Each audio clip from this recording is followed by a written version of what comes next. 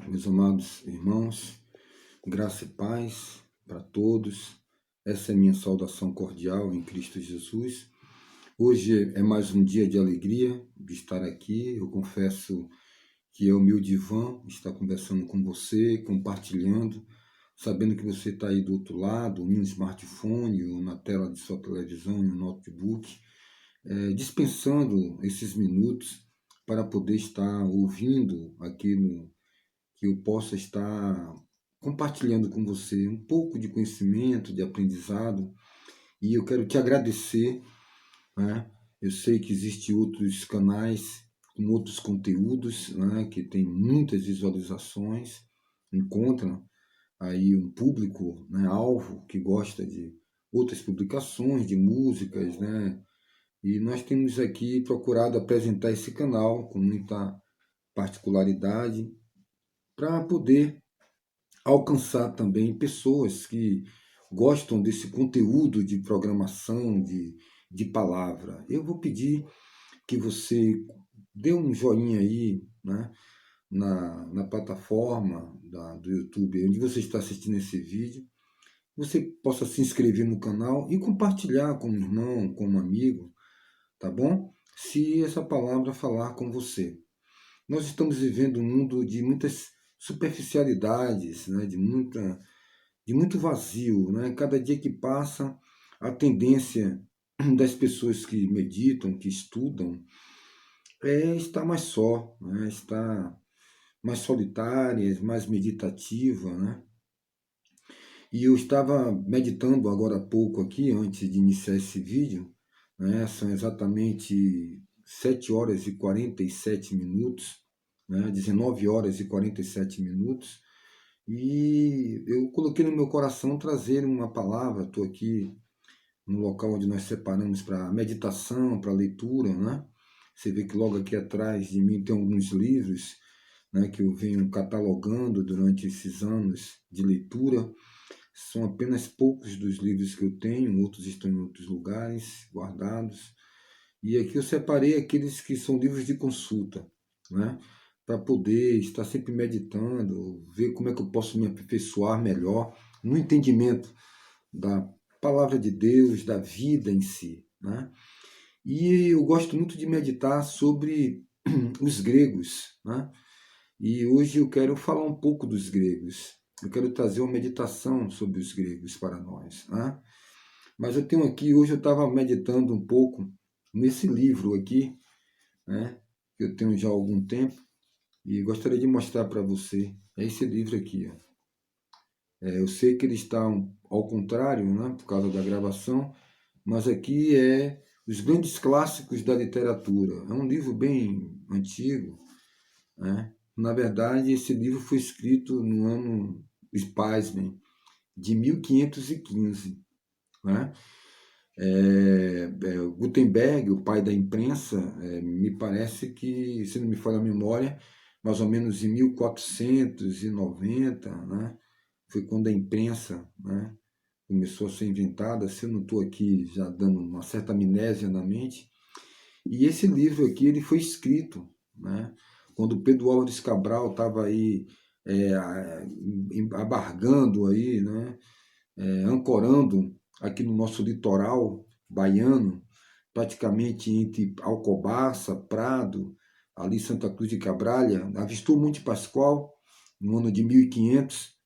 Em 1508, o nosso querido escritor Erasmo de Roterdã estava escrevendo o livro O Elogio da Loucura, né? Estamos voltando, né? Alguém me chamou aqui há poucos instantes. Espero que não tenha atrapalhado. Vamos voltar à linha de raciocínio, perdão. E mais ou menos quando Pedro Álvares Cabral estava aí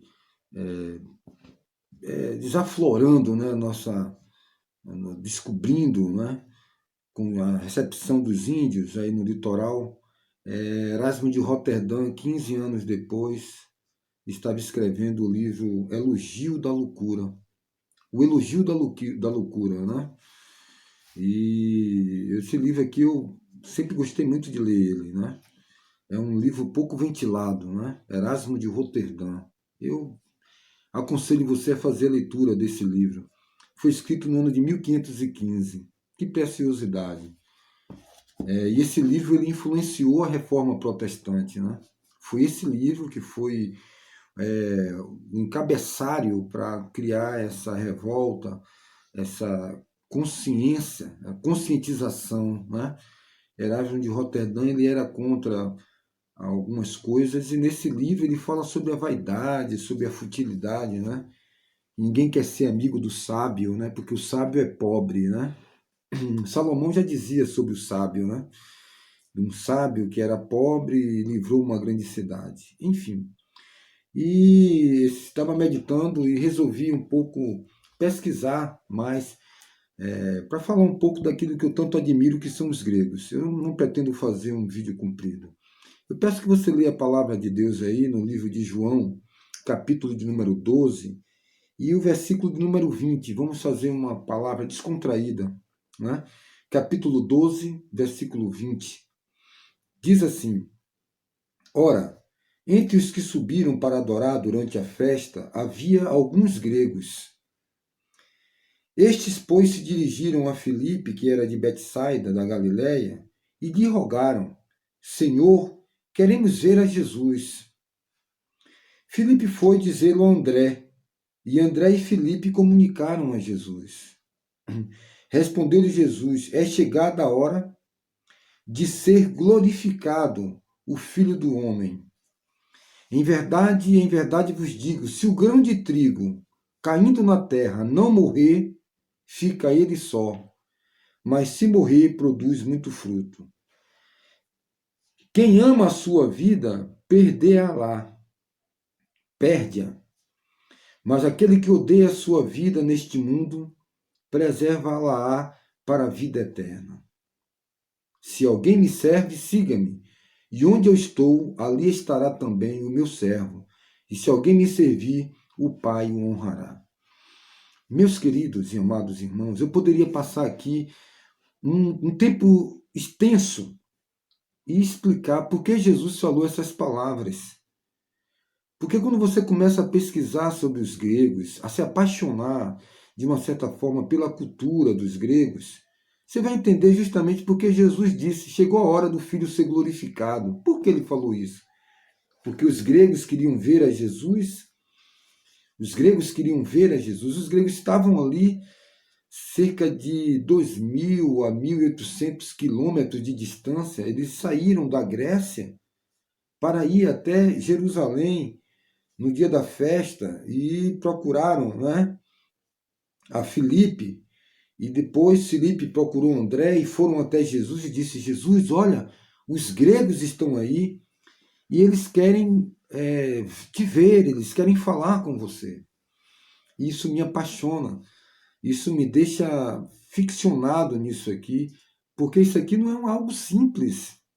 Quando você começa a entender a conjuntura da coisa, quando você começa a se aprofundar, a mergulhar em águas profundas, e você ama a leitura, você ama o conhecimento, você fica extasiado, você toma um susto diante disso aqui.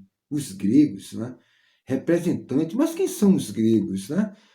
Os gregos é ali, não. Né? Nós poderíamos falar aqui sobre a cultura grega, né? Sobre a Grécia, né? Justamente a Grécia de Atenas, né? De Mileto, de Esparta, de Pompeia, né? de Herculano, né? É a Grécia, né? E nesse texto aqui, quando diz que esses gregos queriam ver Jesus, nós estamos falando daqueles homens que de uma cultura, de uma nação, de um país que produziu a maior riqueza que essa humanidade pode ter. Ali cai aos pés de Jesus toda uma cultura que é a base de toda a filosofia, da medicina, da arquitetura, das artes cênicas, né, do teatro, da dramaturgia, né, de toda da comédia, da poesia, a base de tudo que existe. Estava ali naquela cultura grega. E agora ela estava se quedando-se aos pés do Senhor Jesus. Eles vieram porque querem ver você. Eles querem ter um encontro contigo. Eles querem te conhecer. Eles querem falar com você. Eles deixaram para trás, mas o que foi que eles deixaram para trás em busca dessa água da vida, né?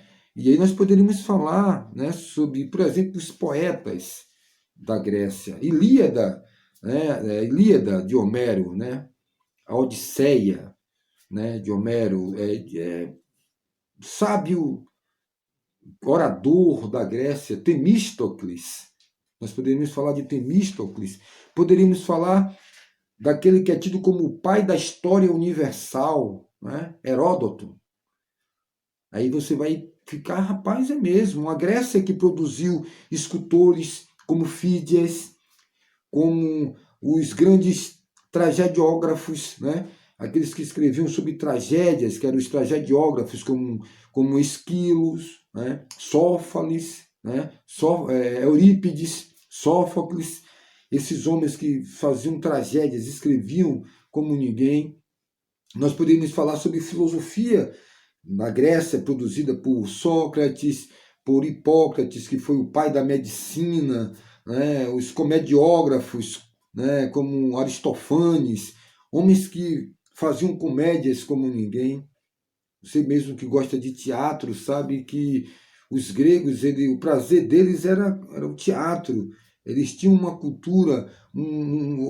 Quando você fala sobre a educação espartana, a base de uma educação, você vai falar sobre o Império de Seleucida, você vai falar sobre o Estado helenístico, né? Sobre o mundo helenístico, toda uma cultura que efervescia ali na Grécia, né? Toda uma questão cultural, né? Você vai ver o período arcaico, quando você começa a ver toda aquela questão arquitetura, os Ptolomeus, né? A religião grega, né?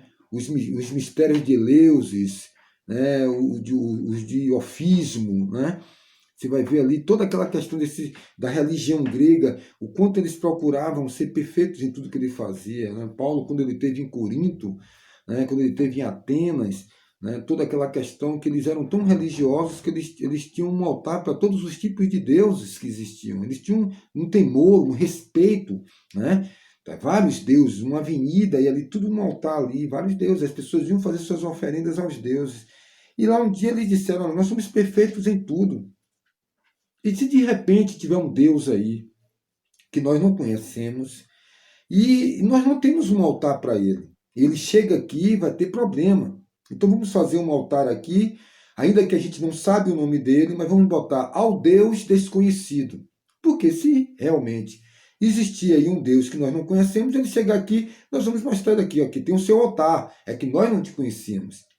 Agnoteu. E quando Paulo vai passando ali em Atenas, né, na poesia, na filosofia, os estoicos, os epicureus, né, o período helenístico, toda aquela questão do Império Grego, havia ali aquele altar, e ele pega aquele ginclê ali, aquele ponto de partida, e ele diz aqui, ó, Agnoteu, eu vim mostrar para vocês o Deus que vocês não conhecem, e tem aqui um altar para ele, eu vim anunciar esse Deus desconhecido de vocês. Esse Deus que eu quero anunciar é o Deus que fez o céu, a terra, o mar e tudo que nele há. E através desse ponto, Paulo ministra para a igreja ali, para formar a igreja, para ganhar almas, trazer o homem ao arrependimento ali em Atenas, uma grande cidade. Quem já estudou sobre a filosofia, sobre a cultura grega, sabe do que eu estou falando, não é?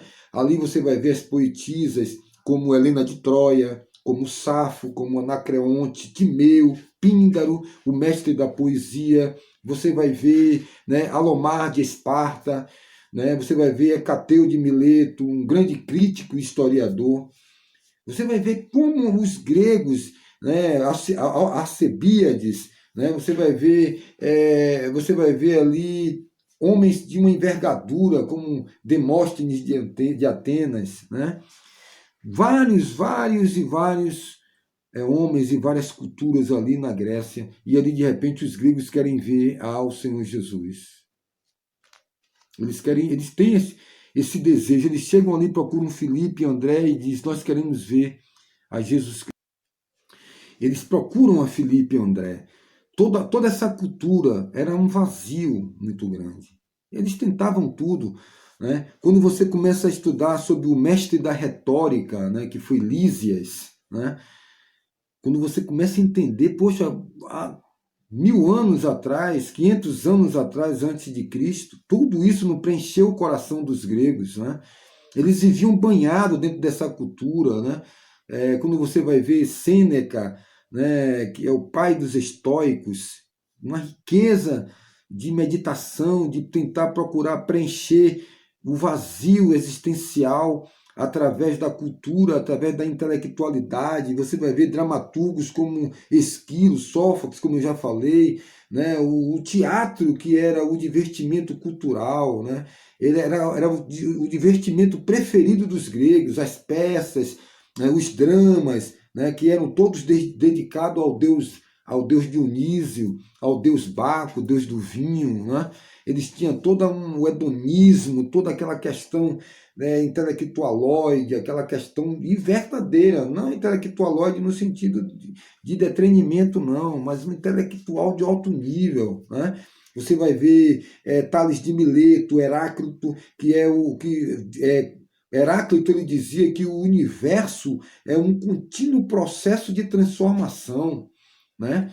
Você vai ver aqueles homens já no passado, né? Permanides, Zenon de Cleia, né? Anaxagora. Você vai ver aqueles grandes filósofos como Platão, Aristóteles, né? Pitágoras, matemáticos, né? Polignoto, né? Zeuxis, né? Você vai ver Ápeles, né? Você vai ver Meneandro, que fazia teatro como ninguém, né? E você vai encontrar na astronomia da Grécia, você vai ver os grandes filósofos, os grandes astrônomos, né, que divulgou seus trabalhos, né, Posidônio de Rhodes, Hiparco, né, a prosa de Timeu, você vai ver Taromênio, você vai ver Jerônimo de Cárdia, né, Políbio, Calicrato, Teócrito, né, você vai ver os grandes astrônomos, né, como Aristarco, Copérnico, onde divulgou seus trabalhos, onde criou teses que foi a base, né, da cultura, a base da filosofia, né, a base da química, por que não dizer, da física. Como você vê, Demócritos, ele diz que a matéria é composta de átomos, né, coisas que foram descobertas, que foram confirmadas depois de milênios, depois de anos, mas os gregos já estavam ali, né, que até hoje se usa o nível de água. Né? Você vê ali Arquimedes, matemáticos, Pitágoras, né, que hoje, até hoje, você vai ver o quadrado da hipotenusa, equações que já eram ali elementares na Grécia. Né? Toda essa cultura grega, e aqui eu quero encurtar para não estender demais esse vídeo, toda essa questão dessa cultura não pode preencher o vazio dos gregos. Né? A filosofia dos epicureus, dos cínicos, os estoicos, né, o cepticismo, né, ali quem já estudou estoicismo, né, que é apaixonante, mas não tem todas as respostas, não tem não tem o preenchimento do vazio. E ali naquele momento os gregos entendem, né? Jesus vai logo batendo de frente. Em verdade vos digo, se o grão de trigo caindo na terra não morrer, fica ele só. Você já procurou entender o que Jesus queria falar nessa palavra? Quando ele diz, aquele que tiver amor à sua vida, perdê-la. Os gregos, eles lutavam buscando a fonte da vida, né? Os alquimistas tentando, com a química, mudar elementos que apenas separados por um átomo, né? E eles tentavam fazer alquimia, tentavam achar a fonte da juventude, né? Ali com os seus romances, com seus deuses, com sua filosofia, com toda aquela sua cultura, e eles estavam cansados, a verdade era essa. Eles não conseguiam, com toda essa cultura, essa busca. Né? Eu tenho aqui um livro de Aristóteles, né? De muitos livros que eu tenho aqui, de filósofos. Estou com esse pequeno opúsculo aqui, que é O Homem de Gênio e a Melancolia, né? Aristóteles escreveu esse livro aqui há mais de 2.500 anos atrás, né? E um livro riquíssimo, né? Aqui ele vem tratando a relação entre o gênio e a loucura, entre o homem de exceção e o comportamento de exceção, né? Aqui ele mergulha, né? Aristóteles ele procura mergulhar dentro dessa questão do homem, do comportamento do homem, da vida do homem, e ele mostra de forma extraordinária a capacidade de pensamento do homem grego. Ele aqui revela essa capacidade de pensamento que os gregos tinham. O Homem de Gênio e a Melancolia é uma viagem, né, às fontes mais fundamentais da imaginação e do pensamento do homem ocidental. Aqui ele aborda diversas áreas do conhecimento nesse livro, como a filosofia, a antropologia.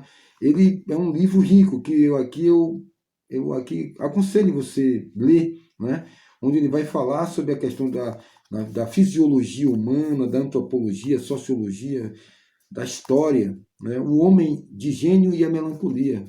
Aristóteles, ele era grego, mas aqui, ó, é um livro que não vai preencher o vazio. É lindo, é maravilhoso, é intelectual, é rico, né? Ele penetra. Esses homens eles queriam respostas. Sêneca, Sócrates, Platão, a República de Platão, né? Mas ali naquele momento, os gregos, quando Jesus disse: aquele que quiser amar sua vida vai perder. Os gregos queriam se perpetuar como essa geração Botox que está aí vivendo hoje. E naquele momento, os gregos querem ver Jesus. Toda a cultura, meu querido, todo o conhecimento. O apóstolo Paulo disse: onde está o sábio? Onde está o questionador deste mundo? Não transformou Deus louco a sabedoria deste mundo? Né? Quem quiser ser sábio, seja louco. Né? É mais ou menos isso que Erasmo de Roterdã ele vem falando no seu livro Elogio à Loucura, baseado nessas coisas que ali aqueles homens já tinham. Né?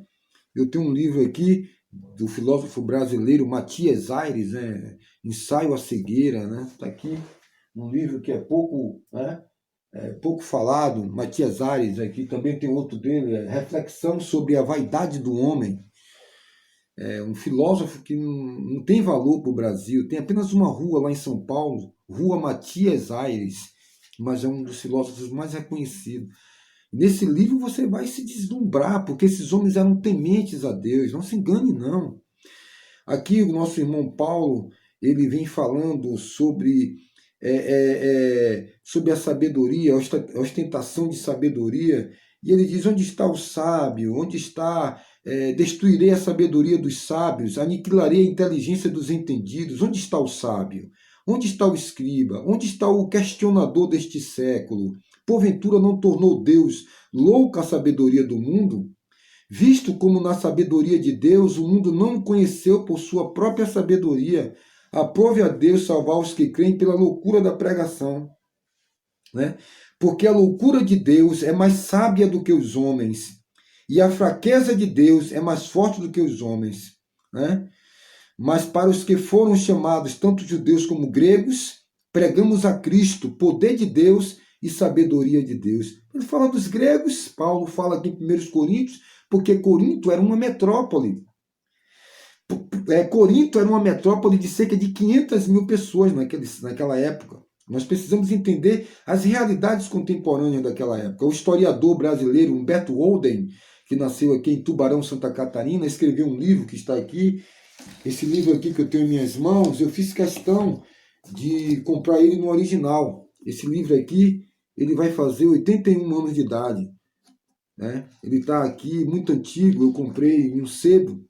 Né? E esse livro aqui, Humberto Holden passou 5 anos andando em todos os lugares que Paulo andou, fez a rota marítima missionária de Paulo, né? Encontrou muitas igrejas que Paulo fundou destruídas, fechadas, que não existem mais. Né?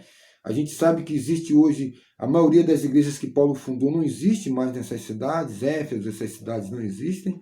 Né? E ele conta aqui nesse livro, são livros históricos, é importante você fazer, estudar, pesquisar, para que você tenha um entendimento mais profundo da palavra de Deus, diante da realidade contemporânea da época. Né? E Paulo ali pregou para a igreja de Corinto, ali, justamente é o que Paulo dizia aqui, ó.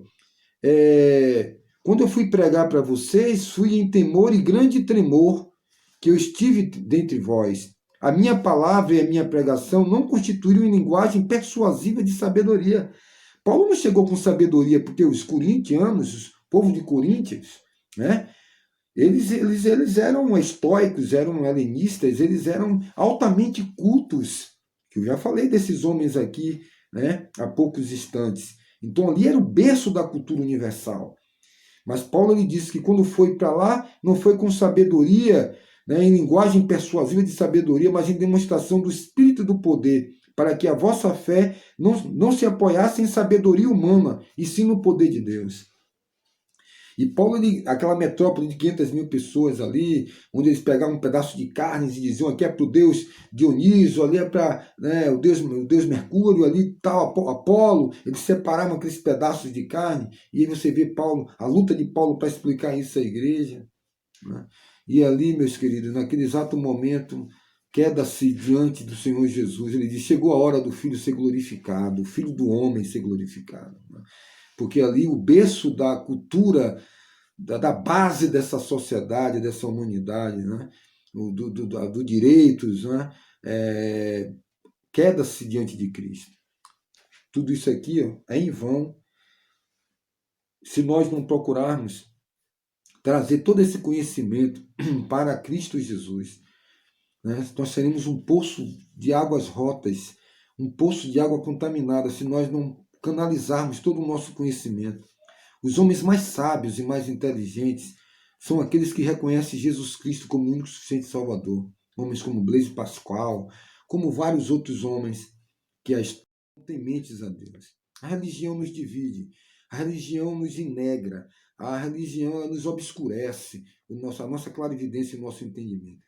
O que eu quero dizer para você hoje, meus queridos, nessa breve meditação, quando Jesus disse: os gregos querem ver a Jesus. Que riqueza, que dia de glória foi aquele dia. Ali cai o império da cultura, da intelectualidade, queda-se aos pés de Cristo. Os gregos, né, em Empédocles, de Demócrito, né, de Sócrates, de Platão, de Aristóteles, de Pitágoras, de Arquimedes, de Lísia, dos mestres, de Fídia, né, de Heróficlo, de todos esses grandes homens, que eu já dei essa lista aqui. Todos aqueles não tiveram palavra de vida eterna. Quando Pedro disse, Senhor, para onde nós iremos?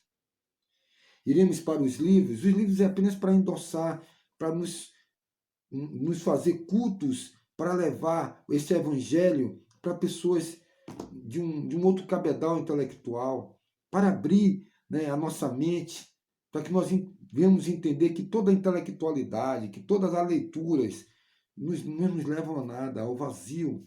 Né? Apenas nos tiram da ignorância. Salomão disse que aquele que aumenta no conhecimento, aumenta na ciência, aumenta na tristeza. A gente vai ficando triste ao ver a ignorância que nos cerca, a mediocridade que nos cerca, a falta de compreenditude da palavra. São pessoas superficiais, de mergulho raso, são pessoas supérfluas que ficam a vida toda. É como eu chegar, você vem me visitar em minha casa, e aí de repente eu digo, vamos almoçar hoje, aqui tem um banquete. E aí eu pego uma bacia e pego aqueles flocos de pipoca salgadas, né? Aquelas pipocazinhas sabor queijo, né? E aí eu boto aquelas pipocas, aí faço uma montanha desse tamanho no prato, e aí você começa a comer, comer, comer, comer, comer. Você sabe que quando você mastiga aquilo, ele vira uma esponja, né? Vira uma espuma, né? Aqueles salgadinhos, né? Sabor queijo, sabor, não vou dizer marcas aqui, aqueles clipes de milho, né? E aí você vai comendo aquilo não faz volume, não dá saciedade. As pessoas supérfluas, elas leem o prefácio de um livro, eles leem gibi, né? Eles pensam que a cultura, né, é como chegar e pegar um gibi, né, que eu tenho aqui, né? Eles pegam e leem um gibi, né? um gibi do Mickey, do Pateta, né? Eles chegam e acham que vão aprender alguma coisa. A mesma coisa são as pessoas como aquele prato cheio de salgadinho, um volume imenso, mas quando você joga uma água ali que você mastiga, dá um copo, né? Aquilo ali é aerado, né? Explode aquilo ali que nem uma pipoca, um carocinho de milho, pipoca, né? Você come, come, come, come, come, come, come, dá uma saciedade pela mitigação, né? E ali você o estômago manda a informação que você está saciado de tanto mastigar, mas aquilo não tem valor proteico. Você vai ficar anêmico, né? Você vai ficar adoecido, anêmico. Então nós precisamos entender que às vezes nós estamos vivendo uma sociedade fútil, hedônica, onde as pessoas elas vão tratar do assunto político, histórico, de forma superficial. Eles nunca leram, nunca estudaram, né? Nunca se aprofundaram para poder falar com propriedade. Né? E isso cansa, isso entristece. Você vai vendo que você não vai conseguir tirar as pessoas das arraias da ignorância. Né? Você vai perdendo pessoas que você ama, que são sábias, né? E todo aquele conteúdo ali em um caixão que depois de 3 dias vira uma lama, né? Todos aqueles diplomas na parede, tantos anos de estudo, de pesquisa, vai se transformar em uma lama. Toda a massa cefálica vai apodrecer. Né? Tudo é fútil, tudo é vaidade. Né? Naquele momento ali, os gregos, eles entenderam isso, que mesmo com toda aquela cultura, o pecado e a Grécia estavam em desgraça, né? Os bacanais, as festas, né? Toda aquela cultura, aquela intelectualidade não conseguiu tirar o peso do pecado, não consegue tirar uma grama, né? Só Jesus pode dizer: vinde a mim todos vós que estáis cansados e oprimidos. Qual foi o filósofo grego que falou isso? Pedir para alguém vir até a mim? Sócrates disse: vem até a mim, eu sou Sócrates. Platão, a República de Platão, o mito da caverna, ventilado nas universidades. Platão, em algum momento da vida, abriu a boca e disse: venham até mim, se você está cansado, eu te aliviarei. Ele é médico, ele é mágico. Siddhartha Gautama, que passou a vida toda e quando morreu debaixo de um pé de árvore sagrado, tido como sagrado, ele diz: eu ainda estou procurando a luz. Mas Jesus disse: a luz não é o sol, ali é claridade, é a luz física. Eu sou a luz do mundo. Né? Não é ninguém, não é o que eu, não é minha teoria, é eu, a minha pessoa, o verbo que se fez carne. Ele não se auto-intitula, ele é. Ele é o autoexistente, o soberano. E naquele momento os gregos queda-se, né, a cruz de Cristo. E Jesus ele é primordial em suas palavras. Pedro então diz: para onde iremos? Nós vamos para onde? Siddhartha Gautama, Krishnamurti, Osho? Nós vamos buscar uma cultura, uma palavra, uma filosofia, Confúcio? Para onde nós vamos aí? Você entendeu? E aí os gregos queriam ver a Jesus. Esse ver a Jesus não é ver de olhar e saber se ele é baixo, alto, magro ou gordo. Esse ver envolve muitas coisas profundas. Eu desde já agradeço por você ter me ouvido até aqui. Espero que esse texto tenha te enriquecido e que você possa ler a palavra de Deus com mais detalhadamente, entendendo o conteúdo, o contexto, as entrelinhas. Porque quando diz que os gregos querem ver a Jesus, não é algo, não é algo simples.